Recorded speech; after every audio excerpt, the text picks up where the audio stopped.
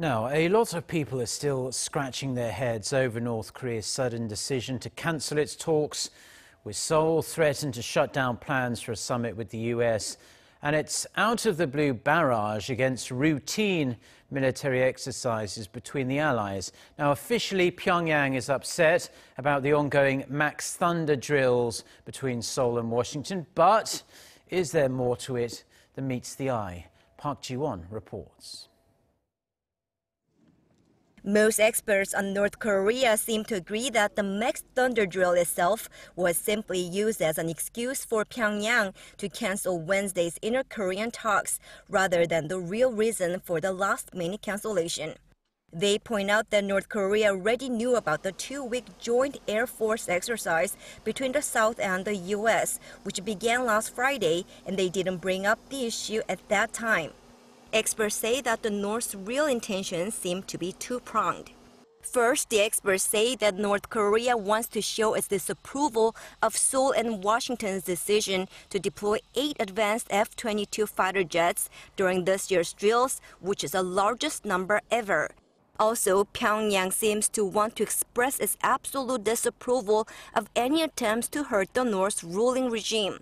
Part of Pyongyang's Wednesday statement mentioned South Korea, quote, allowing human scum to hurl mud at the dignity of the supreme leadership, which appears to be referring to former North Korean diplomat and defector Tae Yong-ho. Tae held a press conference to promote his new book at the National Assembly building in Seoul on Monday, where he slammed the North's ruling regime. It appears that Pyongyang is criticizing the South Korean government's decision to allow Tae to publicly speak out about the North.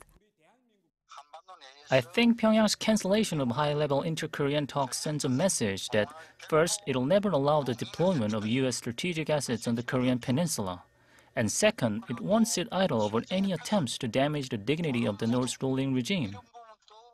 However, most experts agree that considering the level of their complaints, North Korea is unlikely to disrupt the scheduled North Korea-U.S. summit next month.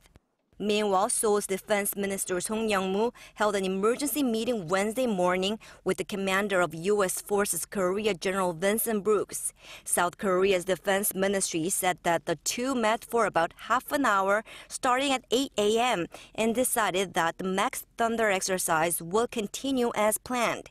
The ministry added that the joint exercises, the largest military flying exercise on the Korean peninsula, are part of its regular training program for pilots. The joint exercise involves some 100 warplanes, including 8 F-22 stealth fighters, as well as F-15K and F-16K jets. However, a military source told Arirang News that U.S. B-52 strategic bombers are unlikely to participate in this year's exercise. Park Ji-won, Arirang News.